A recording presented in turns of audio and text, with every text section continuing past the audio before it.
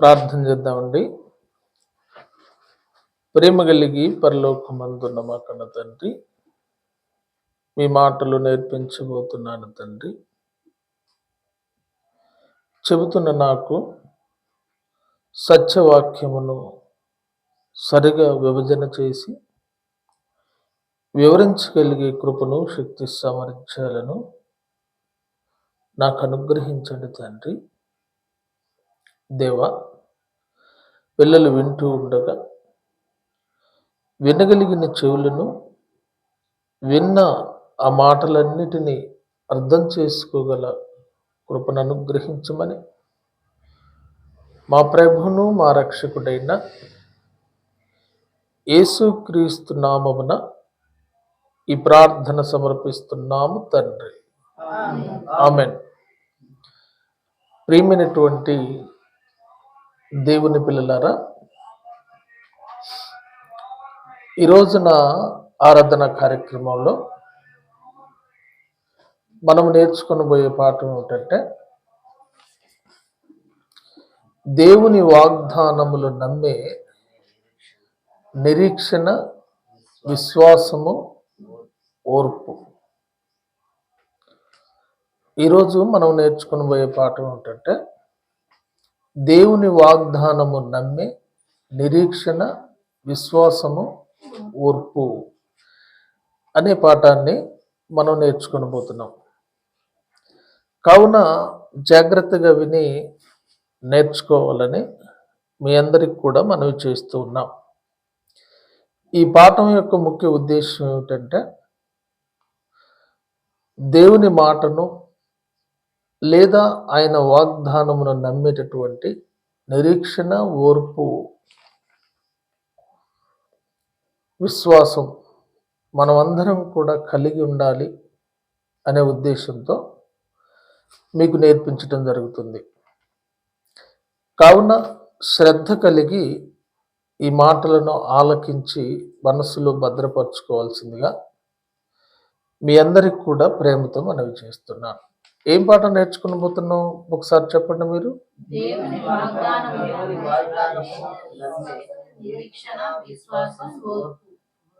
దేవుని వాగ్దానము నమ్మే నిరీక్షణ, విశ్వాసం, ఓర్పు అనే పాఠాన్ని మనం నేర్చుకుంటున్నాం. దేవుని వాగ్దానము నమ్మి నిరీక్షించిన వారు, విశ్వాసం కలిగిన వారు, ఓర్పు కలిగిన వారు మనకన్నా ముందు ఎవరైనా ఉన్నారా అని మనం ఆలోచిస్తే, ఆయన వాగ్దానం ఏమిటి, ఆయన ఎవరికి వాగ్దానం చేశాడు, ఎవరు నమ్మారు, ఎవరు నిరీక్షించారు, ఎవరు విశ్వాసం కలిగి ఓర్పుతో సహించారు అన్న చరిత్ర మనం నేర్చుకోవాలి. ప్రతి మనిషి కూడా దేవుని మాటను నమ్మి జీవిస్తున్నాం ఈరోజు. అయితే మనకు ముందున్నటువంటి భక్తులు ఎలా నమ్మారు, ఎలా జీవించారు, వారిలో ఈ 3 లక్షణాలు ఎలా ఉన్నాయి అనేది మనం నేర్చుకోవాలి. అయితే దేవుని పిల్లలారా, విశ్వాసులందరికీ తండ్రి అయినటువంటి అబ్రహాము గారిలో ఈ 3 లక్షణాలు ఉన్నాయి. ఎవరైనా అబ్రహాము గారు విశ్వాసులకు తండ్రి అనే ఒక బిరుదు లేదా ఒక పేరు బైబిల్లో ఆయనకి ఇవ్వబడింది. దేవుడు ఆయనకి ఇచ్చాడు. ఏంటి, ఏ వాగ్దానం చేశాడు ఆయనకి అని మనం పరిశీలన చేస్తే, ఆదికాండము ఒకసారి 12వ అధ్యాయం చూస్తే, ఆదికాండము 12వ అధ్యాయము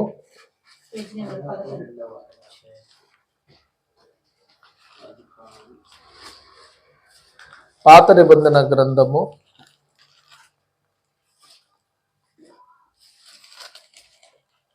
12వ అధ్యాయం చూస్తే, అందరూ తీయాలి. యెహోవా, నీవు లేచి నీ దేశము నుండి, నీ బంధువుల యొద్ద నుండి, నీ తండ్రి ఇంటి నుండి బయలుదేరి నేను నీకు చూపించు దేశమునకు వెళ్ళుము. నిన్ను గొప్ప జనముగా చేసి నిన్ను ఆశీర్వదించి నీ నామమును గొప్ప చేయుదును. నీవు ఆశీర్వాదంగా నుందువు. నిన్ను ఆశీర్వదించు వారిని ఆశీర్వదించెదను, నిన్ను దూషించు వారిని శపించెదను. భూమి యొక్క సమస్త వంశములు నీయందు ఆశీర్వదించబడునని అబ్రహాముతో అనగా, యెహోవా అతనితో చెప్పిన ప్రకారము అబ్రాహాము వెళ్ళెను. లోతు అతనితో కూడా వెళ్ళెను. అబ్రాహాము ఆరాను నుండి బయలుదేరినప్పుడు 75 ఏళ్ల ఈడు గలవాడు. దేవుడు అబ్రహాము గారికి ఒక వాగ్దానాన్ని చేశాడు. వాగ్దానం చేయటం అంటే మాట ఇవ్వటం. వాగ్దానం చేయటం అంటే డిగ్రీ శ్రేణు మాటను ఇవ్వటం. ఆ ఇచ్చిన మాట ఏమిటంటే, ఈ దేశము నుండి, బంధువుల నుండి, నీ ఇంటి నుండి నేను చూపించే దేశానికి నువ్వు వెళితే గొప్ప జనముగా నిన్ను ఆశీర్వదించి నీ నామమును గొప్ప చేయుదును, నీవు ఆశీర్వాదంగా నందువు అని అబ్రహాముకు ఒక వాగ్దానాన్ని దేవుడు చేశాడు. చేసినప్పుడు ఆ వాగ్దానం ప్రకారంగా ఆయన ప్రవర్తించడం మొదలుపెట్టాడు. అయితే దేవుడు అబ్రహాముకి ఈ వాగ్దానము ఎప్పుడు చేశాడంటే 75 ఏండ్ల ఈడు గలవాడు ఆయన. ఎన్నేండ్లు? 75 ఏండ్ల ఈడు గలవాడు. అయితే మరోమారు కూడా 15వ అధ్యాయము ఆదికాండం చూస్తే, 15వ అధ్యాయము ఆదికాండము చూస్తే 2వ వచనంలో, అందుకు అబ్రాహాము, ప్రభు అయిన యెహోవా నాకు ఇచ్చినేమి, నేను సంతానము లేనివాడనైన పోవుచున్నానే, దమస్కు ఎలియాజరే నా ఇంటి ఆస్తికర్త యగును గదా. మరియు అబ్రాహాము, ఇదిగో నీవు నాకు సంతానమే లేదు గనక నా పరివారములో ఒకడు నాకు వారసుడని చెప్పగా, అబ్రహామును ఆశీర్వదించిన దేవుడు అబ్రహాముకు సంతానం కూడా లేదు. అబ్రహాముకి సంతానం కూడా లేదు. అబ్రహాం అనుకుంటున్నాడు, నా పనివాడే నా సంతానానికి వారసుడవుతాడు, ఇక నాకు ఏముంది అనుకుంటున్న క్రమంలో దేవుడు మరలా మాట్లాడిన మాట ఏమిటంటే, చూడండి 4వ వచనంలో, యెహోవా వాక్యము అతని యొద్దకు వచ్చి, ఇతడు నీకు వారసుడు కాడు, నీ గర్భవాసమున పుట్టబోచున్న వాడు నీకు వారసుడెగడని చెప్పెను. మరియు ఆయన వెలుపలికి అతన్ని తీసుకుని వచ్చి, నీవు ఆకాశము వైపు తేరి చూచి నక్షత్రమును లెక్కించుటకు నీకు చేతనైతే లెక్కించమని చెప్పి, నీ సంతానము అలాగవునని చెప్పాడు. మరలా ఏం చెప్పాడంటే, నీకు పిల్లలు లేరని నువ్వు బాధపడుతున్నావు కదా అబ్రహాము, ఇదిగో ఆకాశము వైపు తేరి చూడు, నీ పనివాడు కాదు నీకు వారసుడు, నీ గర్భవాసమున పుట్టబోవు నీ కుమారుడు నీకు వారసుడవుతాడు అని అబ్రహాముకు దేవుడు వాగ్దానం చేస్తే, ఈ వాగ్దానాలు దేవుడు అబ్రహాముకి చేసినప్పుడు ఏ ఆధారము లేదు. అబ్రహాముకి ఎటువంటి ఆధారం కూడా అబ్రహాముకు లేదు. ఈ వాగ్దానాలన్నీ దేవుడు అబ్రహాముకి ఇచ్చినప్పుడు ఏమేం వాగ్దానాలు ఇచ్చాడు? నిన్ను గొప్ప జనంగా చేస్తాను, నిన్ను ఆశీర్వదిస్తాను, నిన్ను దీవించిన వారిని దీవిస్తాను, నిన్ను శపించిన వారిని నేను శపిస్తాను. మరలా ఏమన్నాడు? ఈ భూమి మీద గొప్ప వంశము, గొప్ప జనము నీవు అవుతావు అబ్రహాము అన్నాడు. మరలా కుమారుడు లేనప్పుడు కూడా ఏం చెప్పాడంటే, ఆకాశము వైపు తేరి చూపించి అతన్ని తీసుకుని వచ్చి, ఆకాశ నక్షత్రముల కంటే విస్తారంగా నీ సంతానము అభివృద్ధి చెందుతుంది అబ్రహాము అని ఆయనకు వాగ్దానం చేశాడు. అయితే ఆయన దగ్గర రుజువేమీ లేదు,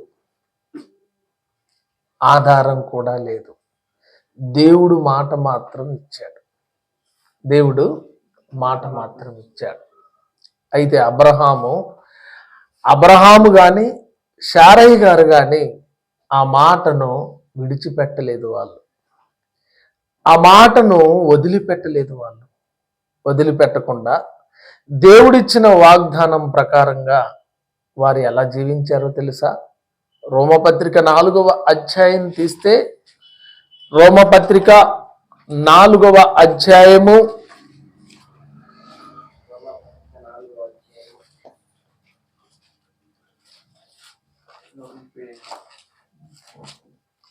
రోమిలికు రాసినటువంటి పత్రిక 4వ అధ్యాయంలో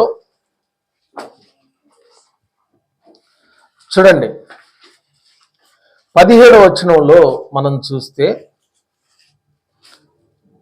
తాను విశ్వసించిన దేవుని ఎదుట అనగా మృతులను సజీవులనుగా చేయువాడును లేని వాటిని ఉన్నట్లుగానే పిలుచువాడనైన దేవుని ఎదుట అతడు మనందరికీ తండ్రి అయి ఉన్నాడట. దేవుని ఎదుట అబ్రహాము సమస్త జనులకు తండ్రి అయి ఉన్నాడంట. ఎందుకు అందరికీ తండ్రి అయి ఉన్నాడు అబ్రహాము అంటే, ఆయన గురించి ఇందును గూర్చి నిన్ను అనేక జనములకు తండ్రిగా నియమించి తిని అని రాయబడి ఉన్నది.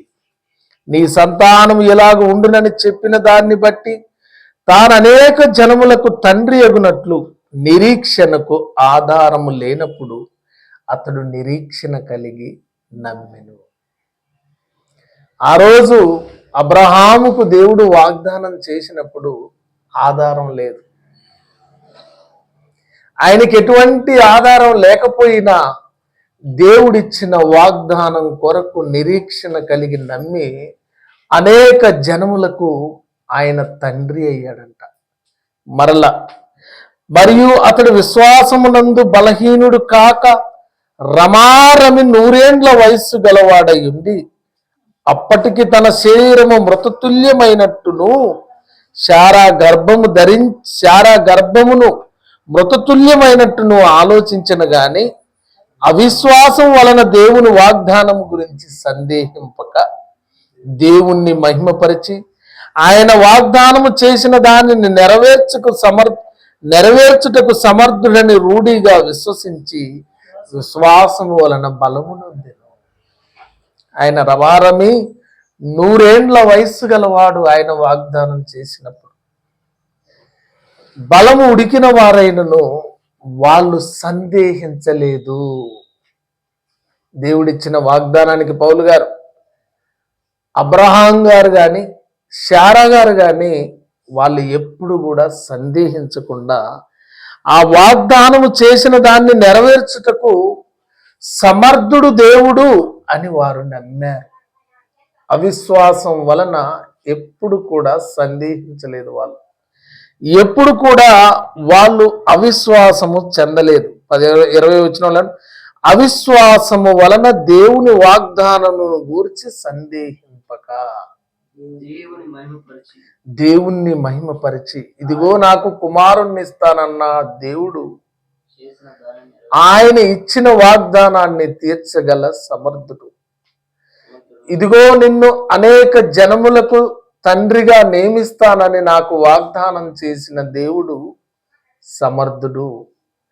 ఇదిగో నీ వంశాన్ని దీవిస్తాను, అనేకులకు నువ్వు తండ్రిగా అవుతావు అని చెప్పినప్పుడు ఏ ఆధారం లేకపోయినా, ఏ అవసరం అక్కడ, ఏ ఆధారం అనేటటువంటి అవిశ్వాసం ఆయనలో రాకుండా నీతి కలిగి దేవుని వాగ్దానాన్ని నమ్మాడు. ఆయన నమ్మితే అప్పుడు అందుచేత అతనికి అది నీతిగా ఎంచబడి దేవుని వాగ్దానాన్ని నమ్మాడు. ఆయన నమ్మటమే కాకుండా హెబ్రీ పత్రిక 11వ అధ్యాయం చదివితే, హెబ్రీ పత్రిక 11వ అధ్యాయంలో కూడా రాయబడినటువంటి మాట ఏమిటంటే 11వ అధ్యాయం 11వ వచనంలో, విశ్వాసమును బట్టి శారాయు వాగ్దానం చేసిన వాడు నమ్మదగిన వాడని ఎంచుకునే గనక తాను వయస్సు గతించినదైనను గర్భం ధరించుటకు శక్తి పొంది. బాగా వినాలి, మీరు బాగా ఆలోచించాలి. ఆమె వయసు గతించింది అయినను, ఆమె వయసు అయిపోయి ఉన్నను వాగ్దానం చేసిన వాడు ఎవరంట? నమ్మదగిన దేవుడు. వాగ్దానం చేసింది ఎవరు? ఎబ్రీ పత్రిక 11వ అధ్యాయం 11వ వచనం చదువుతున్నాను. విశ్వాసమును బట్టి శారాయు వాగ్దానం చేసిన వాడు నమ్మదగిన వాడని ఎంచుకుని గనక తాను వయసు గతించినదైనను గర్భం ధరించుటకు శక్తి పొందిన. అందుచేత మృతతుల్యుడైన ఆ ఒకని నుండి సంఖ్యకు ఆకాశ నక్షత్రముల వలె సముద్ర తీరములందరి లెక్కింప శక్యము గాని ఇసుకల వలె సంతానం కలిగెను. అబ్రహాంకి ఏం చెప్పాడు దేవుడు? ఇదిగో ఆకాశము వైపు చూడు అబ్రహాము, సంతానం లేదని నీవు బాధపడుతున్నావా? ఆకాశము వైపు చూడు, ఇదిగో నీ గర్భమును నేను దీవిస్తున్నాను. ఆకాశము ఎలా అయ్యారంట పిల్లలు? ఎలా అయ్యారని రాయబడింది అక్కడ. అందుచేత మృతతుల్యుడైన ఆ ఒకని నుండి సంఖ్యకు ఆకాశ నక్షత్రముల వలెను సముద్ర తీరమందలి లెక్కింప శక్యము గాని ఇసుక వలెను సంతానం కలిగిందంట. ఒకరి నుండి అంటే నిరీక్షణకు ఆధారం లేనప్పుడు కూడా ఆ మాట నమ్మటానికి అది నిజమా కాదా అని సందేహించకుండా దేవుడు చెప్పింది చెప్పినట్టుగా ఆ వాగ్దానాన్ని నమ్మాడు అబ్రహాం. శారా కూడా ఆ వాగ్దానాన్ని నమ్మింది. ఆ నమ్మటం చేత వారు ఏమని బిరుదును పొందారు అంటే విశ్వాసులకు తండ్రి అనే బిరుదును అబ్రహాం పొందుకున్నాడు. అంటే ఒకసారి హెబ్రీ పత్రిక 6వ అధ్యాయము 13వ వచనం కూడా చదివితే, దేవుడు అబ్రహామునకు వాగ్దానం చేసినప్పుడు తనకంటే ఏ గొప్పవాని తోడు అని ప్రమాణం చేయలేకపోయిన గనక తన తోడు అని ప్రమాణం చేసి నిశ్చయముగా నిన్ను ఆశీర్వదింతును, నిశ్చయముగా నిన్ను విస్తరింపజేతును అని చెప్పిన దేవుడంట. ఆయన తన తోడు అని ఆయన మీద ఆయనే ప్రమాణం చేసుకున్నాడంట. ఇదిగో అబ్రహాము, నేను ప్రమాణం చేస్తున్నాను. ఏమని ప్రమాణం చేస్తున్నానంటే, ఏ గొప్పవాని తోడు అని ప్రమాణం చేయలేక తన తోడు అని ప్రమాణం చేసుకున్నాడంట దేవుడు. ఈ ప్రమాణాన్ని బట్టి, ఈ మాటను బట్టి అబ్రహాం అంట ఆ మాట నమ్మి అతడు ఓర్పుతో సహించి ఆ వాగ్దాన ఫలము పొందెను. దేవుడిచ్చిన వాగ్దాన ఫలము నిరీక్షణ కలిగాడు, ఓర్పుతో ఉన్నాడు, విశ్వాసంతో ఉన్నాడు. ఈ 3 లక్షణాలు కలిగినటువంటి అబ్రహాము దేవుడిచ్చిన వాగ్దానాన్ని పొందుకున్నాడు. దేవుడిచ్చిన మాట ప్రకారము, మరి నేను ముసలివాడిని, నా భార్య వయసు గతించింది, రమారమి 100 ఏండ్ల వయసులో మేము ఉన్నాం, నాకు కొడుకు పుట్టడం ఏంటి? ఈ వయసులో నాకు కొడుకు పుడతాడా? ఈ వయసులో నేను గర్భం ధరిస్తానా? ఆయన నుండి మరి ఆకాశ నక్షత్రములు, సముద్ర తీరములందని ఇసుక లెక్కింపలేనంత విస్తారంగా పిల్లలు కలుగుతారా? ఇది నిజమా అని ఎప్పుడు కూడా వాళ్ళు సందేహించలే. ఎందుకంటే వాగ్దానము చేసిన దేవుడు నమ్మదగిన వాడు అని వాళ్ళు నమ్మారు.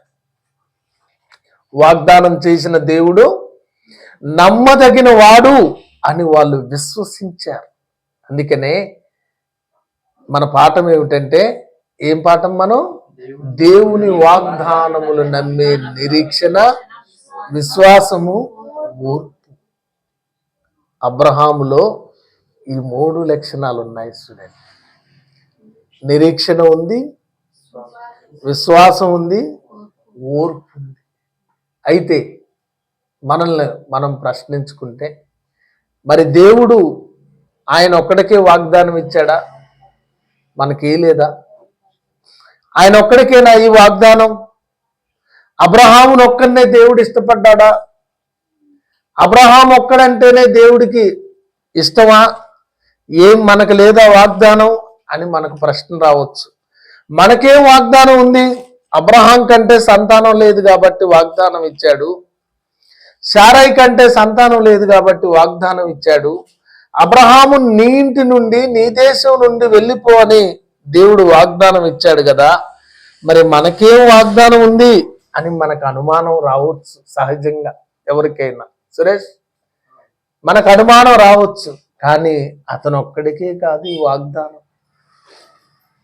అనేక జనములకు నువ్వు తండ్రి అవుతావు అంటే అయ్యాడు. ఆయన నిరీక్షణించాడు, నమ్మాడు, విశ్వసించాడు, ఓర్పుతో అవి సహించాడు. అయితే మనకు చెబుతున్నటువంటి మాట ఏమిటంటే రోమపత్రిక 4వ అధ్యాయంలో 23వ వచనంలో 22వ వచనం చదివితే పేజీ నెంబర్ 136. అందుచేత అది అతనికి నీతిగా ఎంచబడెను. అది అతనికి ఎంచబడినని అతని నిమిత్తం మాత్రమే కాదు గాని మన ప్రభువైన యేసును మృతుల్లో నుండి లేపిన వాని యందు విశ్వాసముంచిన మనకును ఎంచబడునని మన నిమిత్తం కూడా రాయబడిను. ఆయన ఒక్కడికే కాదు ఈ వాగ్దానం. నిన్ను అభివృద్ధి చేస్తాను, నిన్ను ఆశీర్వదిస్తాను, నిన్ను విస్తరింపజేస్తాను, నిన్ను అనేక జనములకు కర్తగా నిన్ను చేస్తాను అనే వాగ్దానం అబ్రహాముకు ఒక్కడికే కాదండి. ఆయన ప్రభువైన యేసునందు, ప్రభువైన క్రీస్తునందు ఎవరైతే ఉన్నారో వారందరికీ కూడా ఈ వాగ్దానం చెందుతుంది అని దేవుడు చెప్తున్నాడు. అందుకనే దేవుని పిల్లలైనటువంటి మనకి రాయబడుతున్న 5వ అధ్యాయం రోమపత్రికలో, కాబట్టి విశ్వాసం మూలమున మనము నీతిమంతులుగా తీర్చబడి మన ప్రభువైన యేసుక్రీస్తు ద్వారా దేవునితో సమాధానంగా కలిగి ఉందాం, మరియు ఆయన ద్వారా మనము విశ్వాసము వలన ఈ కృపయందు ప్రవేశము గలవారై అందులో నిలిచి ఉండి దేవుని మహిమను గూర్చిన నిరీక్షణను అతిశయపడుచున్నాము. అంతేకాదు శ్రమ ఓర్పును, ఓర్పు పరీక్షను, పరీక్ష నిరీక్షణను కలగజేయనని ఎరిగి శ్రమలయందు అతిశయపడదు. ఎందుకనగా ఈ నిరీక్షణ మనలను సిగ్గుపరచదు. మనకు అనుగ్రహింపబడిన పరిశుద్ధాత్మ ద్వారా దేవుని ప్రేమ మన హృదయముల్లో కుమ్మరింపబడి ఉన్నది. శోధనుందా? సహించు. బాధలున్నాయా? ఓర్చుకో. దేవుని మాట కోసం ఎదురు చూస్తున్నావా? నిరీక్షణ కలిగి ఉండు. ఈ 3 కలిగి ఉన్నటువంటి వ్యక్తి ఎవరైనా ఉన్నారంటే వాక్యమందు రాయబడినటువంటి వ్యక్తి అబ్రహాం. ఎవరైనా అబ్రహాము. అందుకనే మనకు కూడా హెబ్రీ పత్రిక ఒకసారి తీస్తే రాయబడినటువంటి మాట ఏమిటంటే,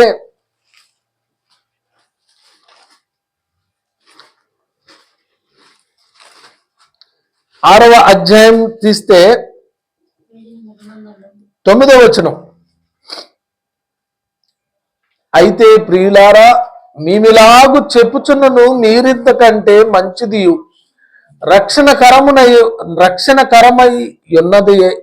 రక్షణకరమైనది నైనా స్థితిలోనే ఉన్నారని రూఢిగా నమ్ముచున్నాం.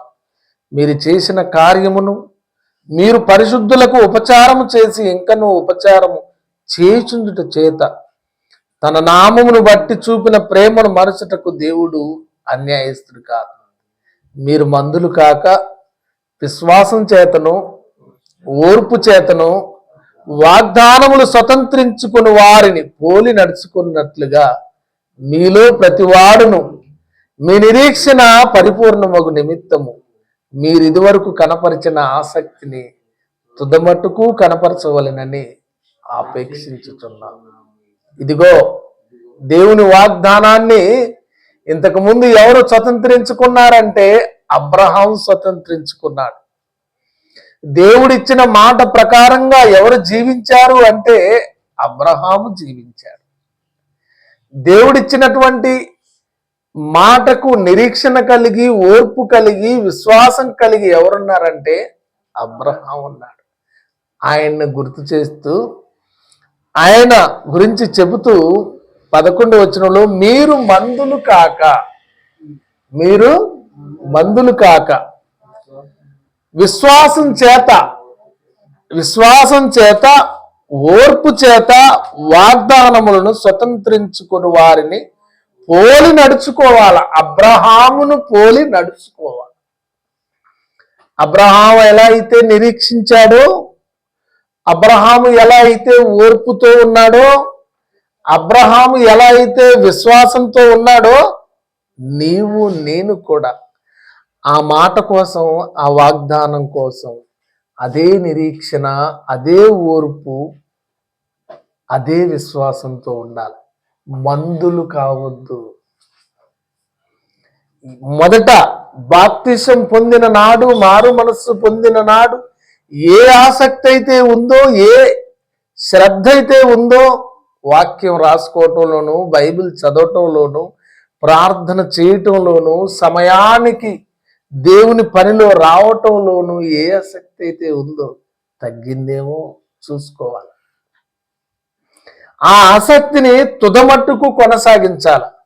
ఒకవేళ మీరు మందులైతే ఒకసారి వాగ్దానములు స్వతంత్రించుకున్న అబ్రహామును గుర్తు చేసుకోవాలి. అదే చెబుతున్నటువంటి మాట 17వ వచనంలో, ఈ విధంగా దేవుడు తన సంకల్పము నిశ్చలమైనది, ఆ వాగ్దానమునకు వారసులైన వారికి మరీ నిశ్చయముగా కనపరచవలనని ఉద్దేశించిన వాడై తాను అబద్ధమాడజాలని నిశ్చలమైన 2 సంగతులను బట్టి మన ఎదుట ఉంచబడిన నిరీక్షణను చేపట్టుటకు శరణాగతులమైన మనకు బలమైన ధైర్యం కలుగునట్లు ప్రమాణం చేసి వాగ్దానము దృఢపరిచిన ఈ నిరీక్షణ నిశ్చలమును స్థిరమునై మన ఆత్మకు లంఘరవలి నుండి చెరలోపల ప్రవేశించుచున్నది.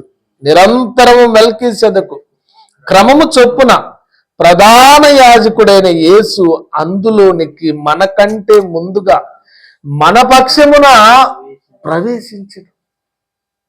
కాబట్టి ప్రియమైనటువంటి దేవుని పిల్లలారా, ఏం పాఠం నేర్చుకుంటున్నామ్మా? దేవుని వాగ్దానములు నమ్మే నిరీక్షణ, విశ్వాసము, ఓర్పు, ఈ 3 లక్షణాలు కలిగినటువంటి వ్యక్తి ఎవరంటే అబ్రహాము. అబ్రహామును పిలిచి దేవుడు వాగ్దానం చేసినప్పుడు ఏమైనా ఆధారం ఉందా? ముసలివాడైన నా నుండి ఇన్ని లక్షల మంది సంతానం వచ్చింది అనటానికి ఏమన్నా చూపించాడా దేవుడు? చూపించలే. శారాకు చెప్పినప్పుడు వయసు గతించినదైనా నువ్వు కుమారుణ్ణి కంటావు అని చెప్పినప్పుడు ఆమె దగ్గర ఏమన్నా ఆధారం ఉందా? ఏమీ లేదండి. ఏ గొప్పవాని తోడని దేవుడు ప్రమాణం చేయక తన తోడు అని దేవుడు ప్రమాణం చేశాడంట. కాబట్టి దేవుని పిల్లలారా, ఇందును గూర్చి, ఈ దృష్టాంతమును గూర్చి మనం నేర్చుకోవాల్సిన విషయం ఏమిటంటే, దేవుడు ఇచ్చిన మాటను నెరవేర్చుటకు సమర్థుడు. దేవుడు నీకిచ్చిన మాటను, నీకిచ్చిన వాగ్దానాన్ని నెరవేర్చుటకు సమర్థుడు. కాకపోతే మందులు కాక అవిశ్వాసంతో సందేహించక ఆ మాటలను స్వతంత్రించుకున్న వారిని, అంటే ఎవరిని? అబ్రహామును పోలి నడుచుకోవాలి. ఏంటి నాకన్నా ముందున్న వారు ఇంత ఇలా ఉన్నారా అని ప్రార్థనలో విసుగు చెందొద్దు, ఆరాధించటంలో విసుగు చెందొద్దు, పాటలు నేర్చుకోవటంలో, పాడటంలో, ప్రార్థించటంలో విసుగు చెందకూడదు. దేవుని సన్నిధిలో బహు జాగ్రత్తగా ఉండి ఈ వాగ్దానము స్వతంత్రించుకున్న వారిని పోలి నడుచుకోవటానికి మనం ఎల్లప్పుడూ కూడా సిద్ధంగా ఉండాలి. అందుకనే అబ్రహాములో ఎక్కడ కూడా అవిశ్వాసం లేదు. అబ్రహాం, నీ కుమారుణ్ణి తీసుకుని నేను చూపించబో పర్వతమునకు వెళ్ళి బలి అర్పించు అంటే ఏమన్నా మాట్లాడా? ఏమీ మాట్లాడలే. కుమారుణ్ణి తీసుకుని బలి అర్పించడానికి వెళ్ళాడు. అబ్రహాం, ఈ దేశం నుండి నువ్వు ఆ దేశం వెళ్ళు అంటే, సోమవారం వెళ్తాను ప్రభువా, జనవరి 1కి వెళ్తాను ప్రభువా, ఆదివారం వెళ్తాను ప్రభువా, ఇప్పుడే నా వయసులో ఉన్నాను ప్రభువా, ఈ ఊరిలో ఎంజాయ్ అంతా చేసి ఒక 50 సంవత్సరాలు వచ్చిన తర్వాత వెళ్తాను ప్రభువా అని అన్నాడా? సురేష్ అన్నాడా? లేదు. వెంటనే ప్రయాణం మొదలుపెట్టాడు. అబ్రహాము, ఇదిగో బయటికి రా, ఆకాశం వైపు చూడు, నక్షత్రాలు లెక్క పెడతావా? లెక్క పెట్టలేను ప్రభు. ఆ నక్షత్రాలు ఎన్నైతే ఉన్నాయో అంతకు మించి నీకు పిల్లలు పుడతారు, నీ గర్భం నుండి వస్తారు, నీ కుమారుడి నుండి వస్తారంటే, ఓ ప్రభువా, నాకే ఆడపిల్లలు పుడతారు, నాకు 100 ఏళ్ళు అని అన్నాడా? ఎస్, నమ్మాడు వెంటనే. ఓకే ఓకే ఓకే తండ్రి అన్నాడు ఆయన. అంటే ఆయన పోయిన తర్వాత అయినా ఏదో చెప్పిపోయాలే, ఎన్నెన్నో అనుకుంటాం, అవన్నీ జరుగుతాయా అని అన్నాడా? అనలే. దేవుడిచ్చిన మాటను స్థిరముగా నమ్మాడు అబ్రహాం. దేవుడిచ్చిన మాటను స్థిరముగా నమ్మాడు అబ్రహాం. మరి నా వయసు అయిపోయింది, 100 ఏళ్ళు వచ్చాయి, 100 ఏళ్ళు వచ్చాయి, 99 వచ్చాయి, 75 దాటుతుంది, మరి ఈ వయసులో నేను ఇవన్నీ చేయగలుగుతానా అని సందేహం ఎక్కడ కూడా చెందలే. అందుకనే అబ్రహామును గురించి రాయబడిన మాట ఏమిటంటే, విశ్వాసులకు తండ్రి. విశ్వాసం అనగానే గుర్తుకు వచ్చేటటువంటి వారు ఎవరైనా ఉన్నారంటే అబ్రహాం. ధనవంతుడు చనిపోయినప్పుడు కూడా అక్కడ కనపడ్డ వ్యక్తి ఎవరు? అబ్రహాం. కాబట్టి ప్రియమైనటువంటి దేవుని పిల్లలారా, దేవుని వాగ్దానములు నమ్మేటటువంటి, దేవుని మాటను చేపట్టేటటువంటి, దేవుని మాటను మనస్సులో ఉంచుకునేటటువంటి ఓర్పు నీకు ఉండాలి. శోధన వచ్చినా ఓర్చుకోవాలి. ఎందుకంటే దూరదృష్టి, నిరీక్షణ నీకుండాలి, విశ్వాసం నీకుండాలి. ఈ సంవత్సరం సంవత్సరాలన్నీ అయిపోతున్నాయి, ఇంకేముందిలే, దేవుడు చేసిన నాడు చూద్దాంలే అనే సందేహం ఎప్పుడు కూడా నీలో రానియకూడదు.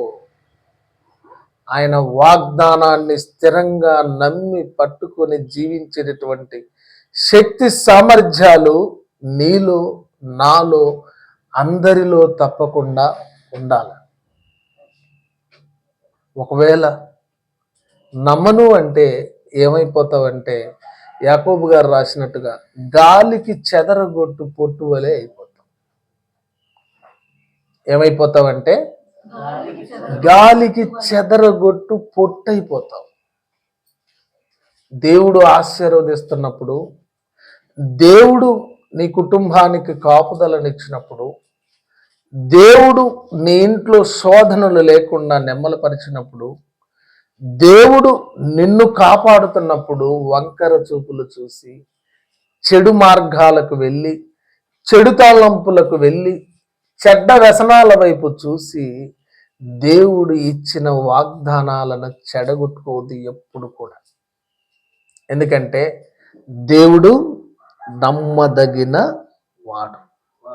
అబ్రహాము ఏమీ చూడలే, అన్నీ నమ్మాడు. ఎందుకంటే మాట ఇచ్చిన వాడు అబద్ధం ఆడని వాడు, మాట ఇచ్చిన వాడు నమ్మదగిన వాడు. ఆ మాటను స్థిరపరిచి వాగ్దానమును స్వతంత్రించుకున్నాడు. మనకు కూడా, క్రీస్తునందున్న మనకు కూడా చెప్తున్నటువంటి మాట ఏమిటంటే, ఈ వాగ్దానము మనకు కూడా ఉంది. కాబట్టి దేవుని వాగ్దానములు నమ్మి నిరీక్షణ, విశ్వాసము, ఓర్పు, ఈ 3 లక్షణాలు ఎవరిలో ఉన్నాయని చదువుకున్నాం పౌలు గారు. అబ్రహాము గారిలో ఉన్నాయి. మరి మనలో కూడా ఉంచుకుందామా? తప్పకుండా ఉంచుకున్నప్పుడే ఆయన స్వతంత్రించుకున్నటువంటి వాగ్దానాన్ని మనం కూడా స్వతంత్రించుకుంటాం. God bless you. అందరికీ వందనాలు. ప్రార్థన. సర్వశక్తియు మిక్కిలి కృపా కనికరం కలిగిన కన్న తండ్రి, మీరు అనుగ్రహించిన కృప ద్వారా ఈ పాఠాన్ని నేర్పించాను నాయన. పిల్లలు విన్నారు, మనస్సులో భద్రపరుచుకుని తండ్రి, ఆ మాటల ప్రకారము జీవించే కృపయు శక్తి సమర్చాలను వారికిని నాకును వింటున్న ప్రతి ఒక్కరికి అనుగ్రహించమని ప్రభువైన యేసుక్రీస్తు నామమున ప్రార్థన సమర్పిస్తున్నాము తండ్రి. ఆమేన్.